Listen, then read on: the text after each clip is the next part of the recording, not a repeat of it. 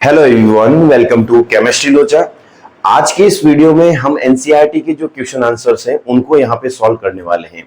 NCERT में पहला question जो है, लेड ऑक्साइड कार्बन के साथ रिएक्ट करता है। ये क्वेश्चन मैं ऑलरेडी करवा चुका हूँ। इसका आंसर हमारे पास जो है ए और बी है, इनकरेक्ट पूछा है। सेकंड है हमारे पास थर्माइट रिएक्शन वाला जो केमिकल इक्वेशन है, मैंने नोट्स में लिखवाया भी है, एक वीडियो भी हमारे पास डिस्प्लेसमेंट रिएक्शन का, उसमें आप जाके देखना। इसका हमारे पास सेकंड का आंसर हो जाएगा D, displacement reaction. Question number हमारे पास जो थर्ड है, यहां से हम आज शुरू करेंगे। क्वेश्चन नंबर थर्ड कह रहा है कि what happens when dilute hydrochloric acid is added to iron filings, tick the correct answer. यदि हम आयरन, हमारे पास जो लोहे के टुकड़े हैं, उसको हाइड्रोक्लोरिक एसिड के साथ यदि हम मिक्स करें तो हमारे पास, अब ध्यान से देखो, हमारे पास आयरन है और HCl है। इससे क्या बन सकता है?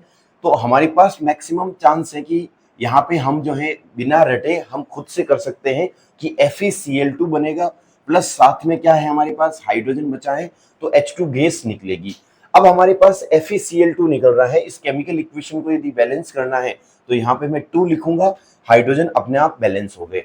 अब देखो हमारे पास क्या क्या बन रहा है, एक तो आयरन क्लोराइड बन रहा है, एक तो हमारे पास क्या बन रहा है, आयरन क्लोराइड बन रहा है, और एक हमारे पास बन रहा है क्या, हाइड्रोजन गैस। तो इसका पहला ऑप्शन आप देखो, पहला ऑप्शन क्या लिखा हुआ है, hydrogen gas and iron chloride are produce. तो इसका आंसर क्या हो जाएगा हमारे पास, ए। फोर्थ क्वेश्चन जो है वो मैं नोट्स की फॉर्मेट में करवा चुका हूँ, बैलेंस केमिकल इक्वेशन क्या होती है और जो है हमें केमिकल इक्वेशन को बैलेंस करना क्यों जरूरी है। तो वहां पे मैंने बताया था कि हमारे पास एक लॉ होता है, law of conservation of mass, उसको फुलफिल करना होता है, उसको सेटिस्फाई करना होता है, इसीलिए हम केमिकल इक्वेशन को बैलेंस करते हैं। नेक्स्ट हमारे पास जो 5th नंबर क्वेश्चन है, ऐसे क्वेश्चंस हमारे पास बहुत इंपॉर्टेंट होते हैं, ध्यान से करना। मैं कुछ एक दो यहाँ पे केमिकल फॉर्मूला गलत बना के भी आपको बताऊंगा, ताकि आपको पता रहेगा कि किस तरीके से जो बैलेंसिंग है उसको हम पकड़ सकते हैं। क्योंकि यदि केमिकल रिएक्शन बैलेंस नहीं हो रही है, इसका मतलब पहला चांस है कि हमने जो है केमिकल फॉर्मूला ही गलत बनाया होगा। इसमें लिखा हुआ hydrogen gas combine with nitrogen to form ammonia. हमारे पास जो ए है, ये कह रहा है हाइड्रोजन गैस जो है वो नाइट्रोजन गैस के साथ कंबाइन हो रही है और हमारे पास क्या बना रही है, अमोनिया, जिसका फॉर्मूला होता है NH3। इसको यदि बैलेंस करना हो तो मैं कैसे करूंगा, हाइड्रोजन 2 है, नाइट्रोजन 2 है, सबसे पहले नाइट्रोजन को बैलेंस करने के लिए क्या लगाऊंगा, 2। हाइड्रोजन मेरे पास कितने हो गए, हमारे पास 3 मल्टीप्लाई बाई 2। तो यहाँ पे यदि मैं 3 से मल्टीप्लाई कर दूं तो हमारे पास ये केमिकल इक्वेशन क्या हो जाएगी, बैलेंस। और यदि इसमें इंफॉर्मेशन ऐड करना चाहूं तो हमारे पास क्या होगी, सारी गैसियस फॉर्म में अवेलेबल है।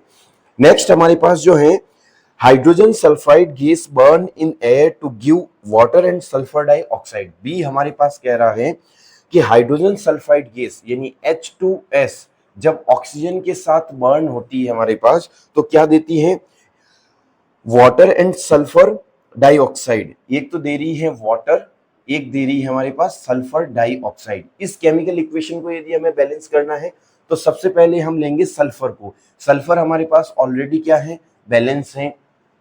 फिर लेंगे हम ऑक्सीजन को। ऑक्सीजन हमारे पास इधर 2 है, इधर हमारे पास कितने हैं, 1 है। 3 हमारे पास इस साइड ऑक्सीजन है, इस साइड ऑक्सीजन है 2। यदि मैं इसको 2 से मल्टीप्लाई करूं तो मेरे पास इस साइड ऑक्सीजन कितने हो जाएंगे, 4। तो यहाँ पे मैं यदि इसको 2 से मल्टीप्लाई कर दूं तो 2 + 2 कितने हो जाएंगे, यहाँ पे भी 4। हाइड्रोजन देखो अपने आप बैलेंस हो गए होंगे। हाइड्रोजन हमारे पास कितने हैं, इधर 4 है, इधर 2 है। इसको बैलेंस करना है तो इधर क्या लिख दूंगा मैं, हमारे पास हाइड्रोजन इधर 2 है तो हमारे पास क्या हो जाएगा, यहाँ पे 4। अब मेरे पास यहाँ पे हाइड्रोजन 4 है, लेकिन आप देखो सल्फर जो है हमारे पास, उसका रेशियो हमारे पास क्या हो गया है, चेंज हो गया है। सल्फर का रेशियो हमारे पास कितना हो गया है, सल्फर का रेशियो हमारे पास 2 हो गया है।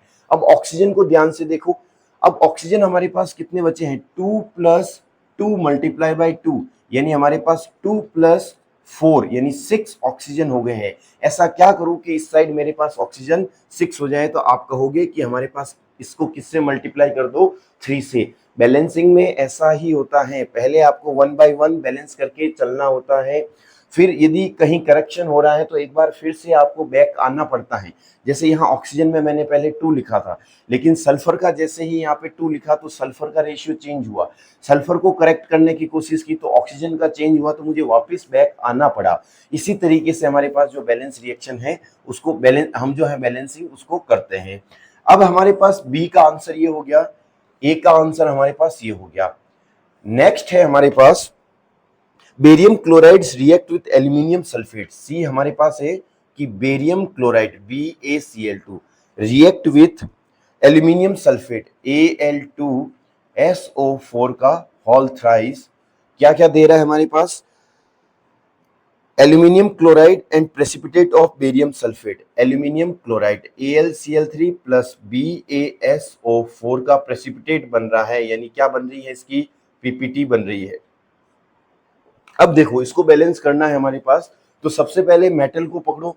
बेरियम हमारे पास इस साइड 1, इस साइड भी कितना 1।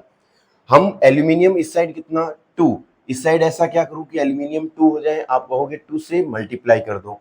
अब बचा हमारे पास क्या, सल्फर और क्लोरीन। इधर मेरे पास क्लोरीन हमारे पास कितना है, क्लोरीन हमारे पास इधर 2 है। सल्फर देख लो, सल्फर इधर 3 है और इधर हमारे पास कितना है 1 है।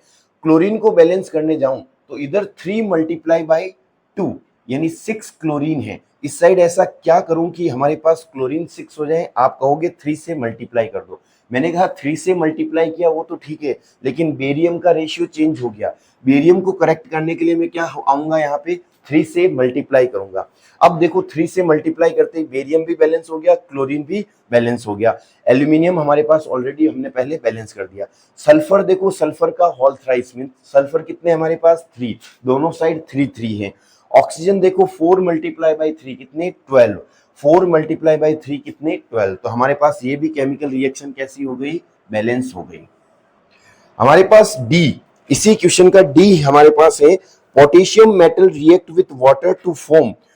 पोटेशियम मेटल के जो है वो रिएक्ट करती है वाटर के साथ, H2O के साथ, और क्या देता है, पोटेशियम हाइड्रोक्साइड दे रहा है प्लस साथ में हाइड्रोजन गैस दे रहा है। पोटेशियम को बैलेंस करो, सबसे पहले पोटेशियम इधर 1 इधर 1, कोई बैलेंसिंग की जरूरत नहीं है। अब ऑक्सीजन को बैलेंस करो, इधर 1 इधर हमारे पास कितना 1। हाइड्रोजन को बैलेंस करो, हाइड्रोजन इधर 2 इधर हमारे पास कितने हैं हाइड्रोजन 3 है। ऐसा क्या करूं कि हाइड्रोजन का नंबर हमारे पास बैलेंस, आप कहोगे कि सर एक बार 2 से मल्टीप्लाई करो। मैंने कहा 2 से मल्टीप्लाई करते इधर हाइड्रोजन हो गए कितने 4, इधर हमारे पास कितने 1 प्लस 2। आप कहोगे कि सर इसको 2 से मल्टीप्लाई कर दो तो ये हाइड्रोजन भी कितने हो जाएंगे 2, हाइड्रोजन हमारे पास कितने हो जाएंगे बैलेंस। यहां मैंने कहा 2 से मल्टीप्लाई किया वो तो ठीक है, लेकिन देखो ऑक्सीजन का रेशियो चेंज हो गया। आप कहोगे नहीं सर ऑक्सीजन का तो उल्टा सही हो गया, ऑक्सीजन कितना 2 इधर भी कितना 2। पोटेशियम का गड़बड़ हुआ तो मैंने कहा ले बेटा पोटेशियम का यहाँ पे क्या लिख लेंगे 2। हमारे पास ये रिएक्शन क्या हो गई, हमारे पास बैलेंस केमिकल इक्वेशन हो गई। इसमें आप साथ में फिजिकल स्टेट ऐड कर सकते हो यदि आपको बहुत ज्यादा इंफॉर्मेशन ऐड करनी है। तो आज के लिए इतना ही, हमने 5th क्वेश्चन जो है अच्छे से एक्सप्लेन कर दिया है, ये हमारे पास इसका आंसर है। हम जो है नेक्स्ट 6 क्वेश्चन जो है अगले वीडियो में डिस्कस करेंगे। Thank you so much.